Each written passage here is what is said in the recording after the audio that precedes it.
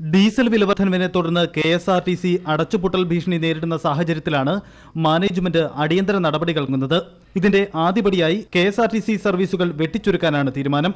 ശബരിമല തീർത്ഥാടന കാലത്തിനായി പമ്പ ഡിപ്പോയിലെത്തിച്ച 458ഓളം ബസ്സുകൾ തിരികെ മാതൃ ഡിപ്പോകളിൽ എത്തിക്കേണ്ടെന്നാണ് നിർദ്ദേശം. പകരം അറ്റകുറ്റപ്പണികൾക്കായി ഈ ബസ്സുകൾ വർക്ക്ഷോപ്പുകളിൽ എത്തിക്കണം. സംസ്ഥാനത്തെ വിവിധ ഡിപ്പോകളിൽ സർവീസ് നടത്തിയിരുന്ന പുതിയ ബസ്സുകളാണ് ശബരിമല സീസണിനായി പമ്പയിൽ എത്തിച്ചിരുന്നത്. ശബരിമല സീസണിനായി വിട്ടു നൽകിയിരുന്ന ബസ്സുകൾ തിരികെ ഡിപ്പോകളിൽ എത്താത്തത് യാത്രാക്ലേശം കൂടുതൽ രൂക്ഷമാക്കും. പ്രതിസന്ധിയുടെ പശ്ചാത്തലത്തിൽ വരുമാനം കുറഞ്ഞ സർവീസുകൾ റദ്ദു ചെയ്യാനും KSRTC തീരുമാനമെടുത്തിട്ടുണ്ട്.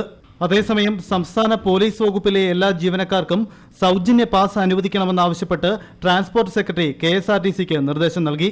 പ്രതിസന്ധി ഘട്ടത്തിലും സംസ്ഥാനത്തെ 65,000-ഓളം പോലീസുകാർക്കായിരിക്കും KSRTC സൗജന്യ യാത്ര അനുവദിക്കേണ്ടി വരിക. ഡീസൽ വിലവർദ്ധനവിലൂടെ 15 കോടിയുടെ അധിക ബാധ്യതയാണ് KSRTCക്ക് ഉണ്ടാവുക. പ്രതിമാസം 67 കോടി ഡീസലിന് ചിലവായിരുന്നത് 82 കോടിയായി ഉയരും.